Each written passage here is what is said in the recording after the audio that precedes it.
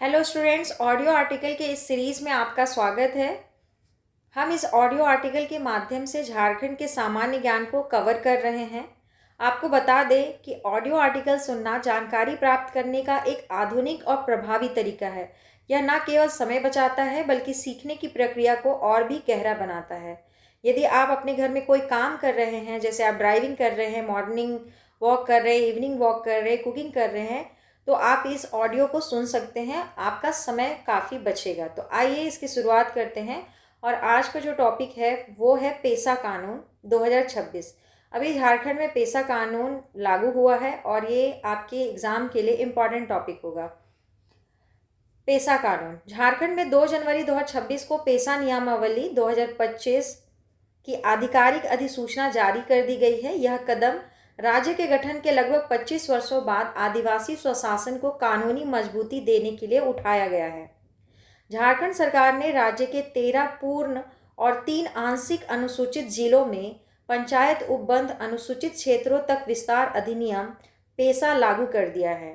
13 पूर्ण जिले हैं: रांची, खूंटी, गुमला, सिमडेगा, लोहरदगा, पूर्वी सिंहभूम, पश्चिमी सिंहभूम, सरायकेला खरसावां, लातेहार, दुमका, जामताड़ा, साहेबगंज और पाकुड़। और 3 आंशिक जिले हैं: पलामू, गढ़वा तथा गोड्डा। इसका मुख्य उद्देश्य अबुआ दिसोम अबुआ राज यानी कि हमारा गांव हमारा राज्य की जो परिकल्पना है उसको साकार करना और ग्राम सभाओं को सर्वोच्च शक्ति प्रदान करना है। इसमें कुछ प्रावधान दिए गए हैं। प्रत्येक राजस्व ग्राम की अपनी ग्राम सभा होगी जो गांव के विकास, सामाजिक न्याय और संसाधन प्रबंधन के लिए प्राथमिक निर्णय लेने वाली संस्था होगी। इसकी अध्यक्षता पारंपरिक प्रधान जैसे कि मांझी, मुंडा, पाहन या महतो करेंगे। प्राकृतिक संसाधनों पर इनका अधिकार होगा। ग्राम सभाओं को जल, जंगल और जमीन पर कानूनी नियंत्रण दिया गया है।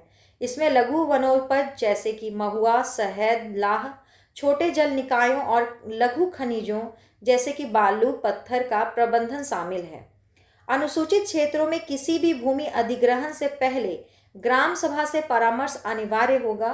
ग्राम सभा के पास अवैध भूमि हस्तांतरण को रोकने और उसे वापस दिलाने की शक्ति होगी।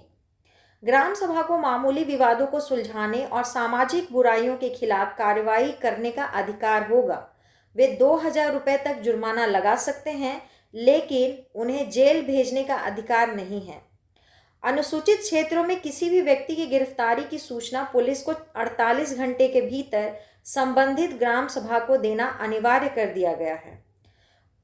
प्रत्येक ग्राम सभा अपना ग्राम कोष बना सकेगी जिसमें दान, जुर्माना और वनोपज से प्राप्त रॉयल्टी जमा होगी। इसके अलावा जिला खनिज फाउंडेशन ट्रस्ट के फंड के उपयोग में भी ग्राम सभा की भागीदारी सुनिश्चित की गई है। अब कोई भी सरकारी विभाग ग्राम सभा के पूर्व अनुमति के बिना गांव में योजनाएं लागू नहीं कर सकेगा। ग्राम सभा के पास योजनाओं को संशोधित या रद्द करने का भी अधिकार होगा।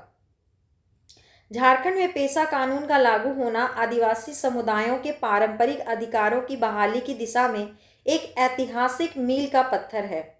हालांकि कुछ पारंपरिक संगठनों ने इसके वर्तमान स्वरूप को लेकर चिंता जताई है, लेकिन प्रभावी कार्यान्वयन से यह कानून राज्य के दूर दराज के क्षेत्रों में लोकतंत्र को जमीनी स्तर तक ले जाने में सहायक होगा।